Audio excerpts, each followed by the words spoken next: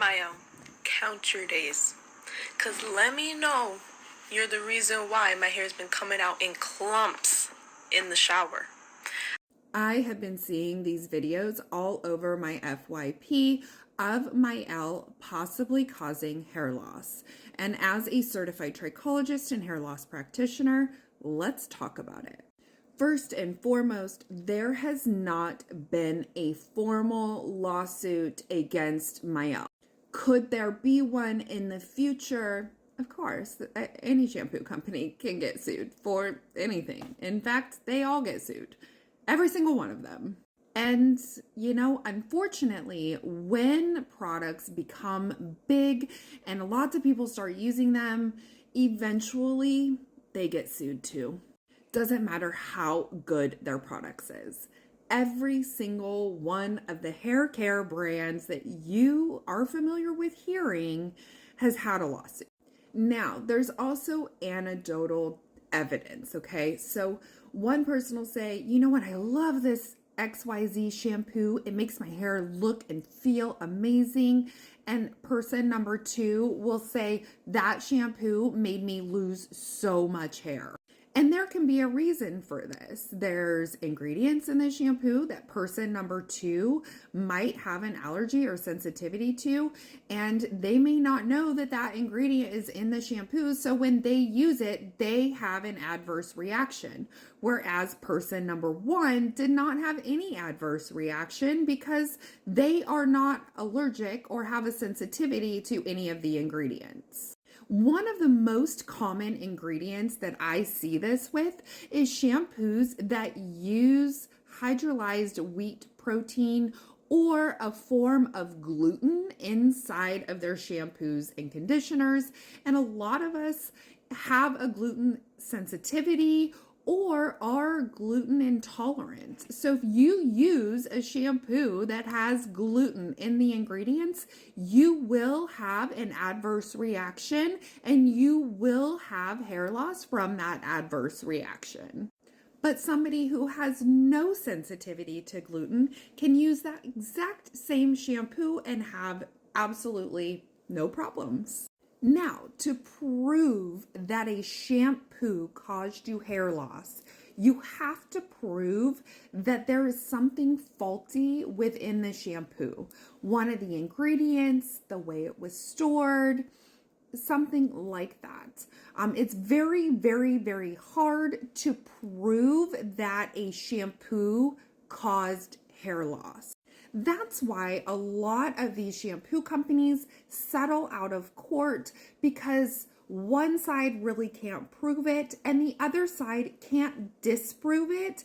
And it costs lots and lots of money to go to trial and do all of those things. So it's much cheaper for these companies to settle out of court, even if there was absolutely no solid evidence or any findings that that product caused hair loss, which leaves a lot of companies kind of susceptible and vulnerable to frivolous lawsuits. And this is why I really like to talk about this on my channel so that you guys know exactly what these lawsuits are about, when there is one going on, and how those are kind of navigated and settled, and then what happens afterwards with that product company.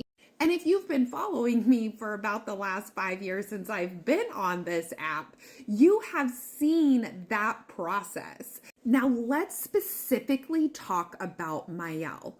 I want to go into the ingredients of the specific product that is raising questions.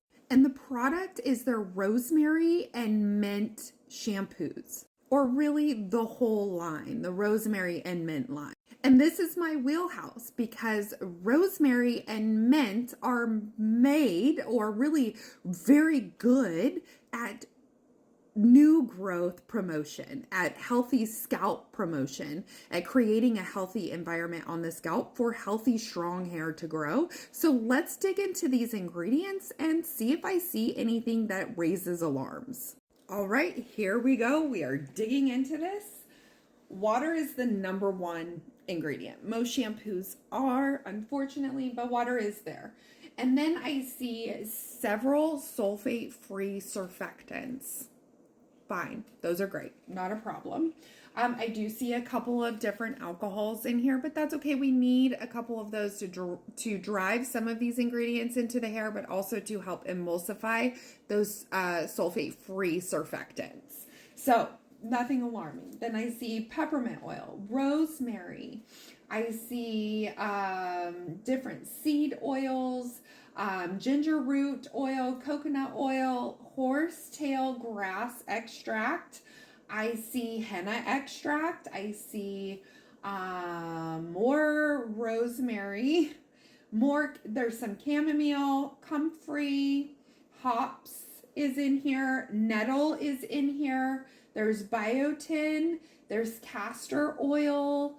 And then down at the bottom, all the way down at the bottom is the fragrance.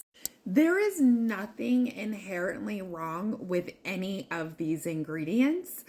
They're all pretty safe ingredients, but here is a couple of key things that I want you to keep in mind as I've read those ingredients that bring up a couple of red flags to me.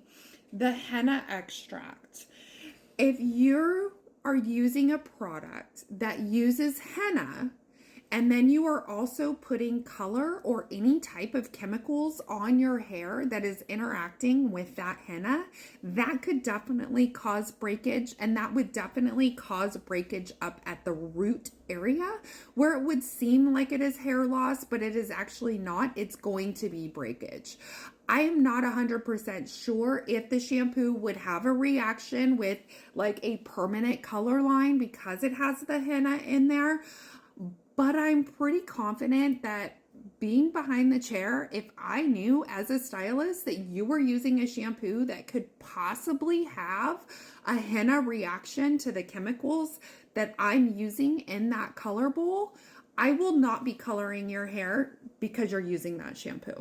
The second ingredient on this list that raises questions for me is the hops. A lot of people are allergic to hops and they don't even know it. So if you drink beer and you get a lot of inflammation after you drink beer, you get flushed in the face or you get flushed on your décolleté, or you notice maybe you get some increased hair shedding after you drink beer, you may have a hops sensitivity. I cannot drink beer. I am allergic to hops. If I were to use this shampoo, not only would I have a very itchy allergic reaction on my head because I'm allergic to the hops, I am going to have significant hair fall because of the hops. So am I crazy about this shampoo? No. I've covered it a few times, and the reason being is because of that hops, and then there's that other henna in there that I was concerned about. But mainly for me, the hops. So I wouldn't have recommended this shampoo to somebody who is going through hair loss, but if it works for you, that's amazing. If it's not working for you, this may be why. But overall, inherently, Mielle is not, I don't see anything in their ingredients that would cause me to think that this is what's causing the hair loss. I would think that there are some other underlying conditions that we would need to explore further. All right, have a wonderful day. Love you all. Bye.